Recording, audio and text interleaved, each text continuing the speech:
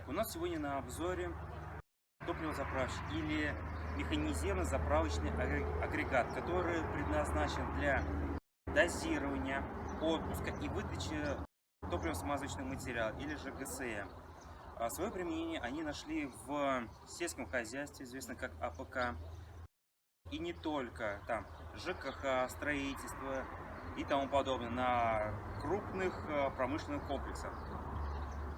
Также сами топливозаправщики бывают двух видов по конструкции, а именно по расположению топлива в цистерне, которая располагается на шасси или на прицепе.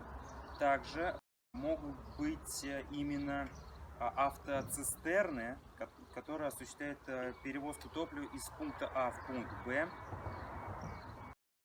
Даже по конструктивным особенностям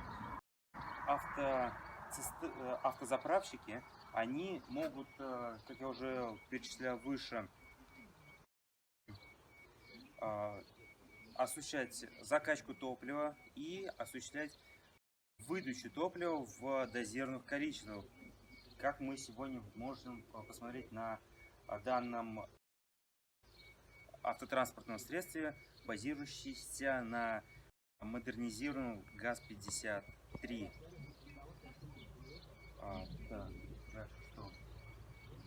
Ну и из каких основных элементов он состоит?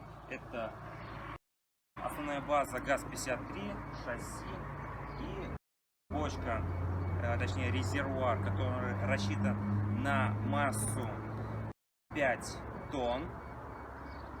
Дальше имеет два топливных канала, которые осуществляют закачку и откачку топлива.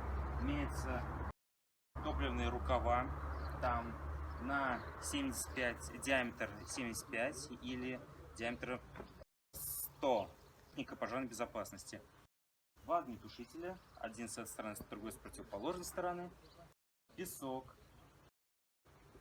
Сам цвет бочки выбран не случайно, а специально, чтобы уменьшить воздействие лучей, чтобы было меньше вероятности нагрева топлива, что приводит к взрывоопасным ситуациям. Также конструктивно было сделана труба, то есть выхлопная труба, не как стандартная сзади, а именно под кузовом автомобиля. То есть под кабиной, где располагается водитель. Осуществляется закачка и откачка топлива. На ней установлен специальный топливный насос STL-00. Он имеет исполнен в виде обычного насоса со специальным расположением. Крыльчатка у нее рассчитана закачку с правой стороны или с левой. На текущий момент это все, что я хотел рассказать. Больше теоретической информации я уже излагал в своих предыдущих видео. Ссылку, соответственно, оставлю в описании. И по насосу тоже оставлю в описании данного насоса. На этом все. Всем спасибо. До новых встреч.